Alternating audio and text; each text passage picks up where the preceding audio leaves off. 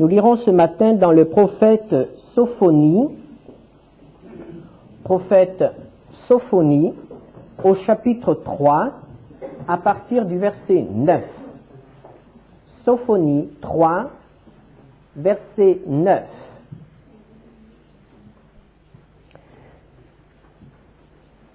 Dieu dit: alors je donnerai au peuple des lèvres pures afin qu'ils invoquent tous le nom de l'Éternel pour le servir d'un commun accord. D'au-delà des fleuves de l'Éthiopie, mes adorateurs, mes dispersés m'apporteront des offrandes.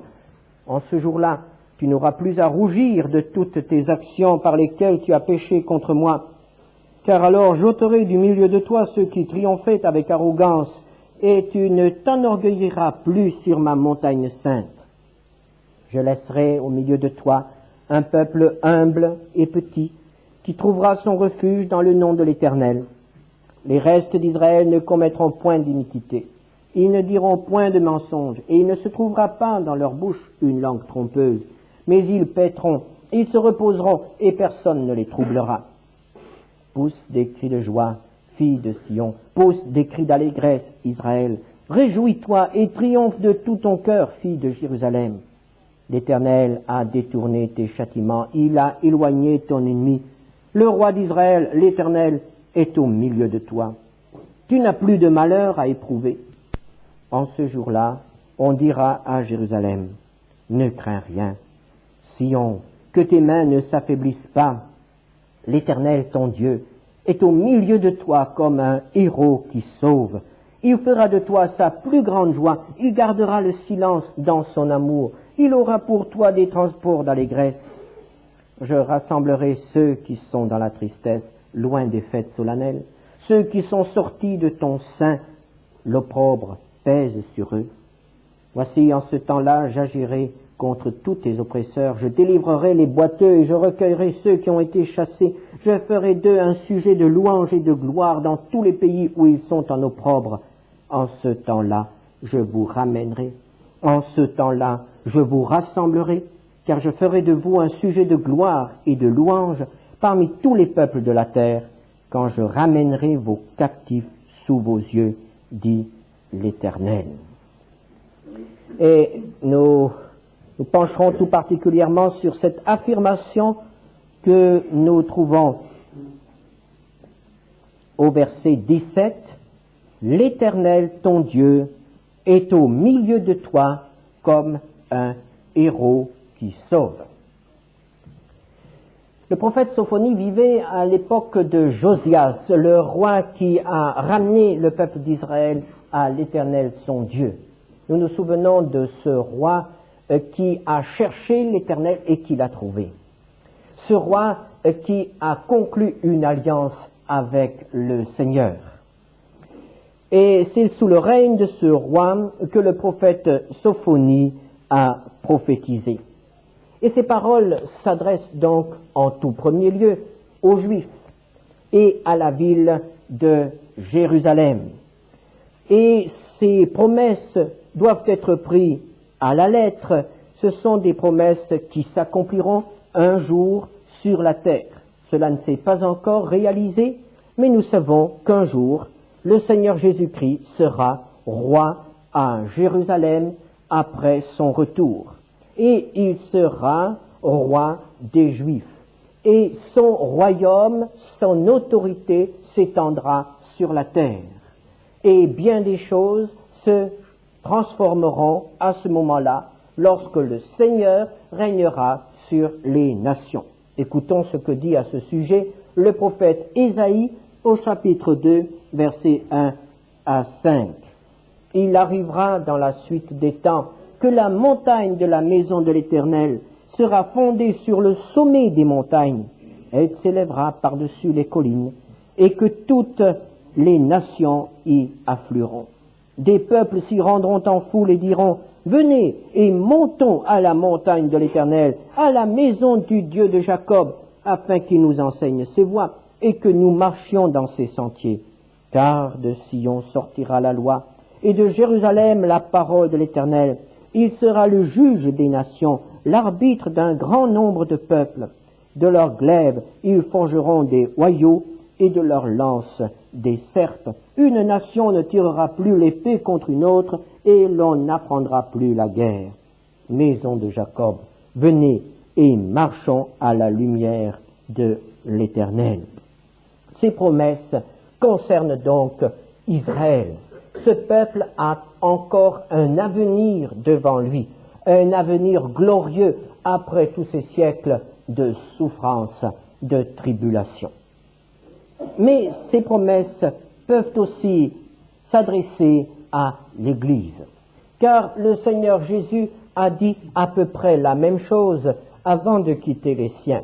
Il a dit dans Matthieu 18, verset 20, « Là où 2 ou 3 sont assemblés en mon nom, je suis au milieu d'eux. » Jésus a donc promis à ses disciples et à tous ceux qui deviendront disciples au cours des âges, c'est-à-dire aux chrétiens, à ceux qui appartiennent à Christ, il a promis aux chrétiens d'être au milieu d'eux, d'être avec eux chaque fois qu'ils se rassemblent en son nom. C'est-à-dire chaque fois qu'ils se rassemblent pour le rencontrer. C'est pourquoi nous pouvons dire que cette promesse du prophète Sophonie, l'Éternel est au milieu de toi, s'adresse aussi à l'Église, s'adresse aussi à nous ce matin. Il est au milieu de toi. Que serait en effet cette réunion ce matin si l'Éternel, si le Seigneur n'en était pas le centre, s'il n'était pas présent? Sans le Seigneur, il n'y a pas d'église. Ce ne sont pas les murs qui créent l'église.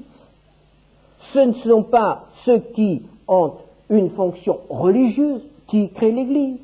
Ce ne sont pas les hommes qui créent l'église, mais c'est le Seigneur qui est le créateur de l'église. Là où est le Seigneur, là où on se rassemble autour du Seigneur, là est l'Église. Notre rassemblement ce matin n'aurait aucune signification, n'aurait aucune valeur si le Seigneur en était absent. À qui s'adresseraient nos cantiques? À qui s'adresseraient nos prières? Si le Seigneur n'écoutait pas, si le Seigneur n'était pas présent, nous serions tous en train de perdre notre temps. À quoi servirait-il de parler de lui s'il ne confirmait sa parole dans nos cœurs? Si la parole de Dieu que nous venons de lire ne venait pas de lui-même, n'était pas envoyée par son esprit?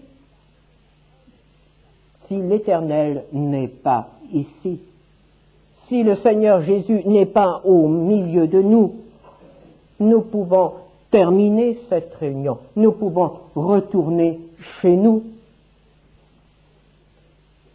L'Éternel, ton Dieu, est au milieu de toi. Est-ce que nous croyons cela ce matin? Est-ce que nous croyons que le Seigneur Jésus se souvient de sa promesse? Là où 2 ou 3 sont réunis en mon nom, je suis au milieu d'eux. Est-ce que ce matin, nous remplissons cette condition? Est-ce que nous sommes réunis en son nom? Est-ce que nous sommes venus le chercher? Est-ce que nous sommes venus le rencontrer, l'écouter? À ce moment-là, nous pouvons dire, eh bien oui Seigneur, tu es au milieu de nous. Oui Seigneur, tu es ici. L'Éternel est ici.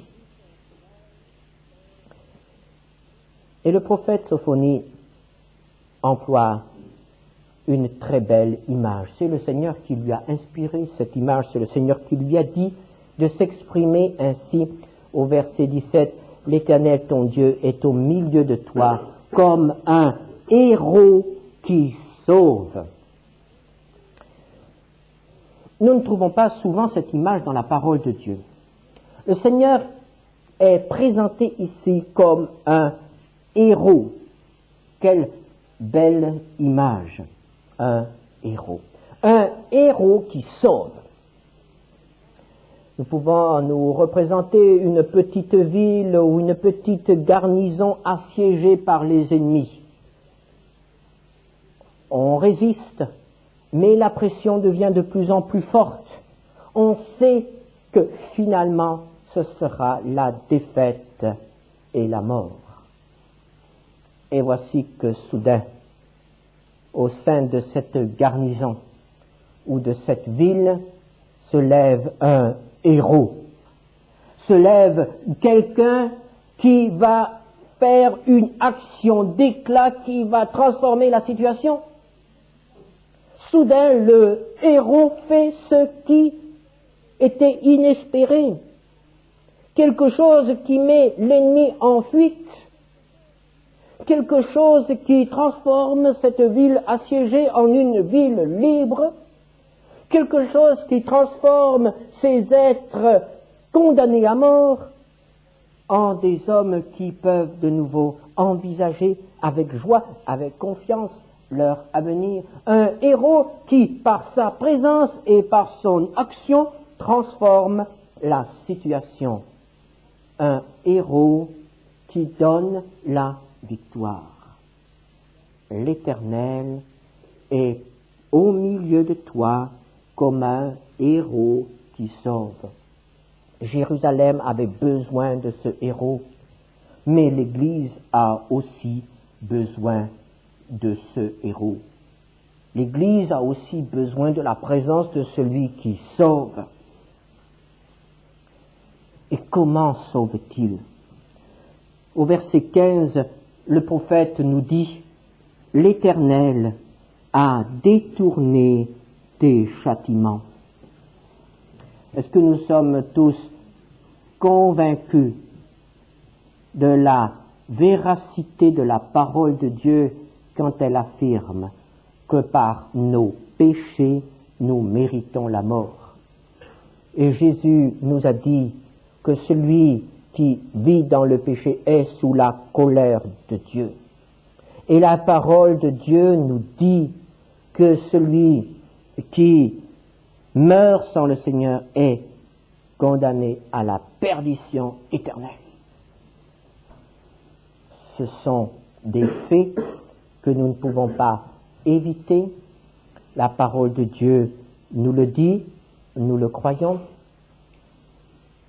Et nous ne pourrons pas, sur cette terre, réaliser pleinement la grandeur du danger auquel nous avons échappé.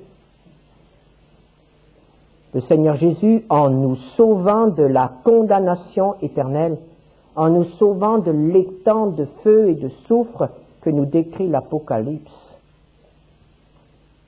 a vraiment fait un très grand cadeau, un acte d'amour envers nous. Il nous a arrachés à la perdition, il nous a arrachés à la mort, au désespoir.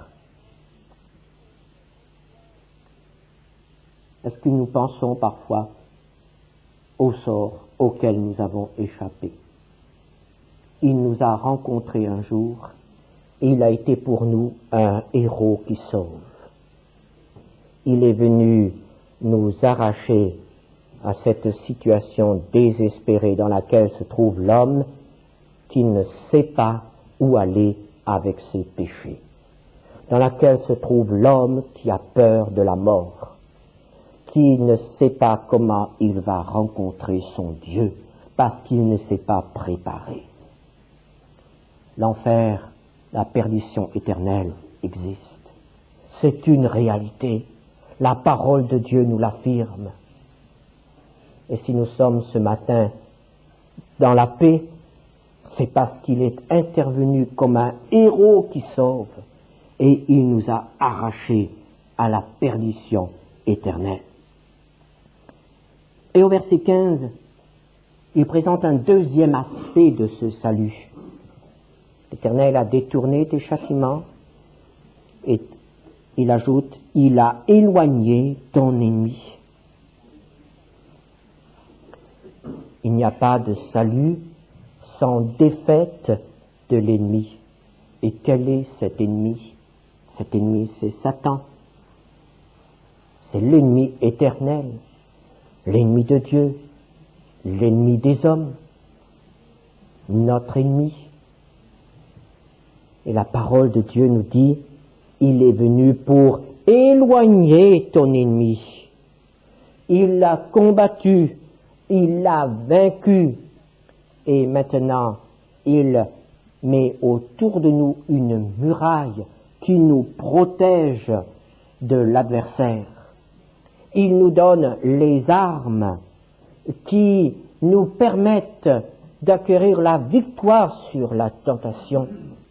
L'apôtre Jacques nous dit, dans Jacques 4, verset 7, « Résistez au diable et il fuira loin de vous. » Par nos efforts personnels, nous ne pouvons pas résister au diable.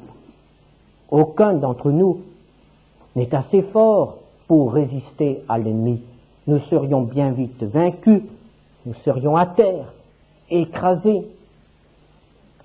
Satan ne nous craint pas.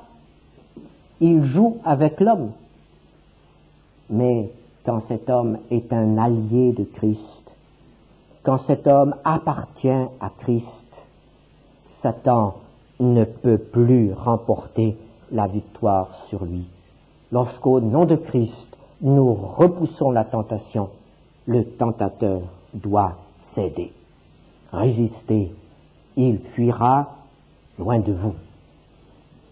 Et au verset 19, le prophète précise, « Voici en ce temps-là, j'agirai contre tous tes oppresseurs. » Non seulement Satan, mais tous les oppresseurs, tout ce qui peut exercer une pression sur nous, tout ce qui peut être contre le peuple de Dieu, le Seigneur veut repousser de cela, veut donner la victoire et la délivrance. Un héros qui sauve. L'Éternel est ce matin au milieu de nous comme un héros qui sauve. Est-ce que nous sommes conscients de cette présence? Et si nous sommes conscients de cette présence, est-ce que nous avons besoin de son salut, de son intervention? Vous me direz, mais je suis déjà sauvé. Nous en remercions le Seigneur. Si vous êtes sauvé, si vous avez accepté Christ comme votre Sauveur et Seigneur, vous êtes sauvé, c'est vrai. Mais peut-être que vous avez besoin de son intervention dans un domaine bien précis de votre vie. Il y a peut-être quelque chose qui dans votre vie est un moyen de Satan pour vous oppresser, pour vous faire du mal, pour vous empêcher de servir le Seigneur en toute liberté. Quelque chose qui, dans votre vie, vous empêche de porter un fruit qui glorifie le Seigneur. Quelque chose qui ravit votre joie. Quelque chose qui trouble votre communion avec le Seigneur. Quelque chose qui vous empêche de lire la Bible. Quelque chose qui vous empêche de prier librement. Est-ce qu'il y a dans notre vie ce matin quelque chose où l'oppresseur peut donner libre cours à son activité? Quelque chose. Chacun d'entre nous sait ce que cela peut être. Est-ce que nous ne voulons pas ce matin, puisque la parole de Dieu nous dit « L'Éternel est au milieu de toi comme un héros qui sauve », est-ce que nous ne voulons pas ce matin, dans un élan de foi, crier au Seigneur dans notre cœur, « Seigneur, sauve-moi, sauve-moi de ce qui m'oppresse, sauve-moi de ce qui me lie, sauve-moi de ce qui m'empêche d'être en communion avec toi. » Il est là. Pourquoi ne pas crier si nous avons besoin de lui? Quel est l'homme qui est tombé à la mer et qui voit le canot de sauvetage passer à côté de lui? Quel est l'homme qui ne tend pas la main? Quel est l'homme qui ne crie pas pour être sauvé? Quel est l'homme qui, dans une maison en feu, ne crie pas pour manifester sa présence, pour qu'on vienne l'arracher aux flammes? Le Seigneur est au milieu de nous, Il veut sauver, il veut délivrer, il veut transformer notre vie. Il est comme un héros qui sauve. Mais s'il n'a rien à sauver,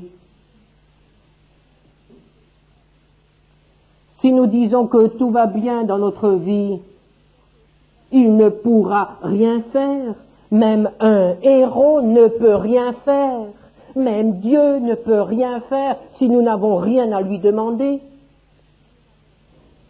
Il est au milieu de nous et il veut sauver. Pourquoi ne pas crier? Pourquoi ne pas tendre la main?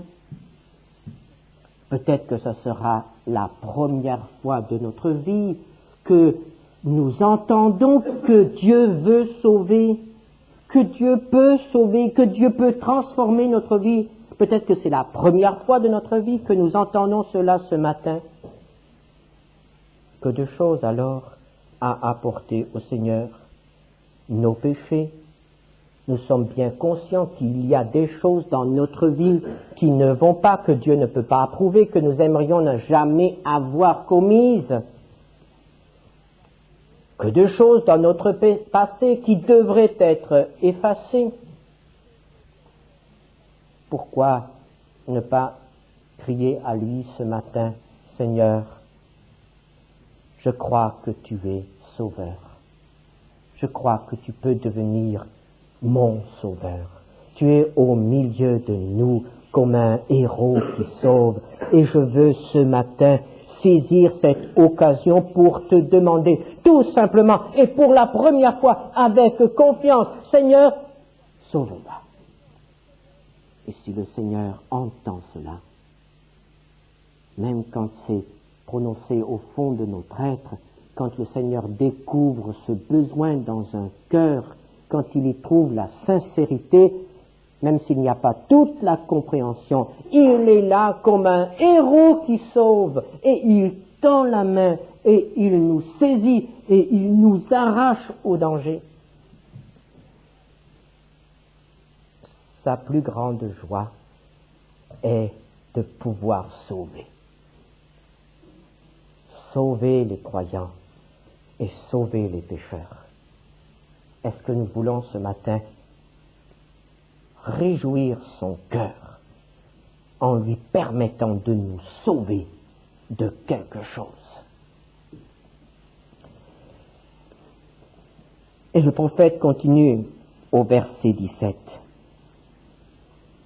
Il fera de toi sa plus grande joie. Il gardera le silence dans son amour. Il aura pour toi des transports d'allégresse.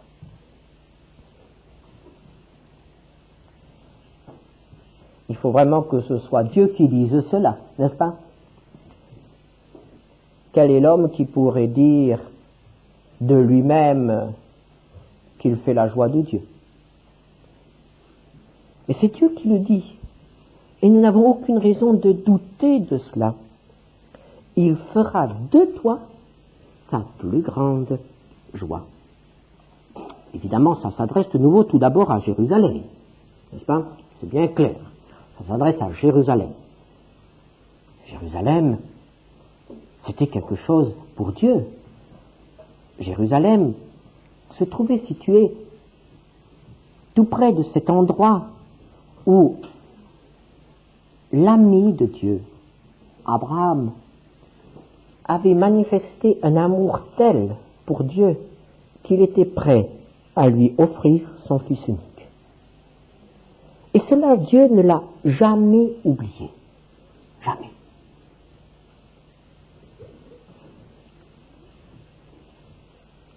Et c'est à cet endroit-là que Dieu a voulu que soit édifié plus tard le lieu qui allait devenir, la maison qui allait devenir un endroit où Dieu rencontre l'homme, où Dieu sauve l'homme, où Dieu pardonne les péchés de l'homme. Jérusalem. Jérusalem, une source de joie pour notre Dieu. Jérusalem, un lieu d'où va partir la parole de Dieu. Et c'est pourquoi, plus tard, la ville de Dieu s'appellera Jérusalem. Et c'est pourquoi Jésus régnera un jour à Jérusalem. Jérusalem est précieuse au cœur de Dieu. Mais à nouveau, nous pouvons appliquer cela à l'Église. L'Église, la Jérusalem spirituelle. Mais qu'est-ce que l'Église pour Dieu? L'Église, c'est l'épouse de son Fils, l'élu de son Fils. Ah, comme un père aime l'élu de son Fils. Ah, comme Dieu aime cette Église, que son Fils a aimé au point de se laisser crucifier pour elle. Cette Église qu'il a créée par son sang, par sa mort, et cette Église qu'il est en train de rendre belle, irrépréhensible. Oh, que de choses on dit sur l'Église aujourd'hui. Elle est bien méprisée par les hommes, l'Église aujourd'hui. Mais la parole de Dieu nous dit que le Père aime l'Église. Le Père aime l'ensemble de tous ceux qui ont accepté Jésus son Fils comme leur Sauveur et Seigneur. Ils sont des bien-aimés du Père. Cette Église sera un jour glorieuse et reconnue comme telle par les hommes. Dans le livre de l'Apocalypse, chapitre 21, à partir du verset 9, nous avons une vision de l'Église glorieuse. Puis un des 7 anges qui tenait les 7 coupes remplies des 7 derniers fléaux vint, et il m'adressa la parole en disant, « Viens, je te montrerai l'épouse, la femme de l'agneau. » Et il me transporta en esprit sur une grande et haute montagne, et il me montra la ville sainte, Jérusalem, qui descendait du ciel d'auprès de Dieu, ayant la gloire de Dieu. Son éclat était semblable à celui d'une pierre très précieuse, d'une pierre de jaspe transparente comme du cristal. Et la description continue et nous fait comprendre qu'aux yeux de Dieu, cette Église, les rachetés du Seigneur, les élus du Seigneur, seront un jour glorieux. Oh, à nouveau, nous devons reconnaître, nous n'oserions pas décrire l'Église ainsi. Telle que nous voyons l'Église, elle est loin d'être irrépréhensible. À nos yeux, l'Église est remplie de défauts. Et ceux qui composent et ceux qui dirigent l'Église sont aussi remplis de défauts, de faiblesses. Mais aux yeux de Dieu, cette Église est telle qu'elle sera un jour. Au bout de cette longue période de son édification, de sa purification, elle sera un jour glorieuse. Il fera de toi sa plus grande joie. Et le prophète poursuit, il gardera le silence dans son amour. C'est probablement le sommet de l'amour. Nous parlons tellement d'amour. Le mot amour est tellement employé aujourd'hui. Et voici que Dieu se tient en notre présence en silence. Son amour, ce ne sont pas des paroles. Il est là et il nous aide. Il gardera le silence dans son amour. Il y a des moments où l'amour est si fort qu'il ne peut plus être exprimé par des paroles. Toutes les paroles sont trop faibles pour exprimer ce sentiment d'union profonde avec Dieu. C'est la même chose. Il y a des moments où le bonheur d'être en sa présence est tel que nous n'avons plus rien à dire. Que nous ne pouvons plus venir vers le Seigneur en lui disant « Seigneur, donne-moi ceci ou fais cela pour moi ». Et où, une fois, nous sommes obligés de nous taire. Et Dieu est là, et c'est le silence de la communion totale, le bonheur de sa présence. Est-ce que nous avons de ces moments de bonheur intense, de ce bonheur qui provient de la présence du Seigneur. Ils sont au-dessus de tout ce que le monde peut offrir. Ils sont absolument indescriptibles. Oh, combien malheureux est le croyant, le chrétien, qui ne connaît pas de tels moments d'intense communion avec son Dieu, des moments où il n'a plus rien à dire. Et le prophète poursuit, il aura pour toi des transports d'allégresse. Voilà à nouveau la joie. Et c'est une joie réelle. Et le Seigneur Jésus nous parle de cette joie qui est au ciel.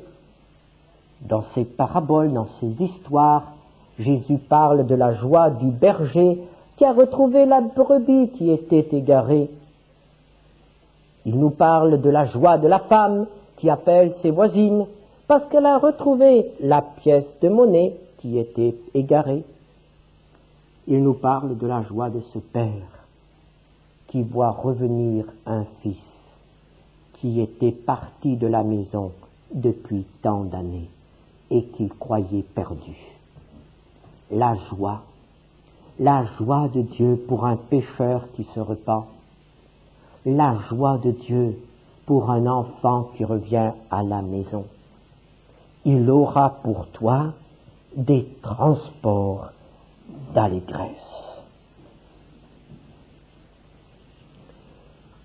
L'Éternel est au milieu de toi.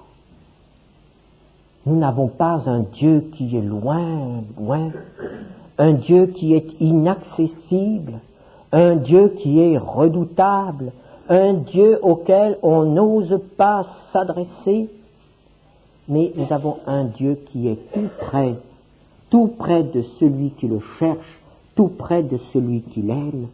Il n'est pas loin de toi, il est près de toi, il n'est pas loin de nous, il est ici. Il faut devenir conscient de sa présence. Il faut être conscient que le Seigneur, après ce culte, ne va pas rester dans cette salle lorsqu'elle sera vide. Mais il va accompagner, il veut accompagner chacun d'entre nous, tous ceux qui cherchent sa présence. Il veut rester avec nous. Le Seigneur reste pas dans des murs. Le Seigneur veut rester avec des pierres vivantes, comme nous l'avons entendu ce matin dans la lecture de sa parole. Le Seigneur s'intéresse aux hommes, il ne s'intéresse pas aux murs. Il veut être avec nous, il veut rester avec nous, mais il faut devenir conscient de la présence de Dieu. Il faut qu'à chaque instant de notre journée, nous puissions dire « Oh Seigneur, merci, parce que tu es ici. Parce que tu es à côté de moi comme un héros qui sauve. » C'est cela, marcher avec Dieu. C'est cela, être en communion avec Dieu. et cela devient pour nous une source de confiance. Au verset 16, le prophète dit, en ce jour-là, on dira à Jérusalem, ne crains rien, Sion, que tes mains ne s'affaiblissent pas. S'il est présent, s'il est avec nous, de quoi aurons-nous peur? Que pouvons-nous donc craindre quant à l'avenir, quant à nous-mêmes, quant à ceux que nous aimons? Un autre prophète, le prophète Agé, dit la même chose, chapitre 2, verset 5. Mon esprit est au milieu de vous, ne craignez pas. Est-ce que nous voulons ce matin nous saisir de cette promesse? Est-ce que nous voulons quitter ce lieu avec le Seigneur et vivre cette semaine en étant conscient de sa présence? Alors, il se passera quelque chose dans notre vie. Nous connaîtrons la joie de la communion avec Dieu. Nous pourrons entonner des chants de reconnaissance, comme Sion chantait sa joie. Verset 14, pousse des cris de joie, fille de Sion, pousse des cris d'allégresse, Israël. Réjouis-toi et triomphe de tout ton cœur, fille de Jérusalem. Sa joie devient notre joie. Sa présence devient pour nous source de joie, source de confiance. Et alors nous pouvons chercher ce qui fait sa joie. Et nous pouvons vivre notre vie de manière à le réjouir pleinement. Quelle merveilleuse promesse le Seigneur nous donne ce matin. L'Éternel, ton Dieu, est au milieu de toi comme un héros qui sauve. Que Dieu veuille, dans sa grâce, nous sauver de quelque chose ce matin. Amen.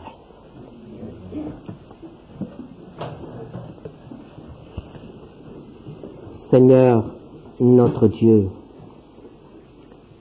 tu as voulu t'appeler Sauveur. Ton Fils est devenu Sauveur. Il a accepté la croix, la souffrance, la mort pour nous sauver. Tu es vraiment le Sauveur. Merci parce que tu peux sauver. Quelle que soit notre situation, quel que soit notre problème, notre peur ou notre fardeau, tu es un héros qui sauve. Merci parce que tu sauves maintenant. Amen.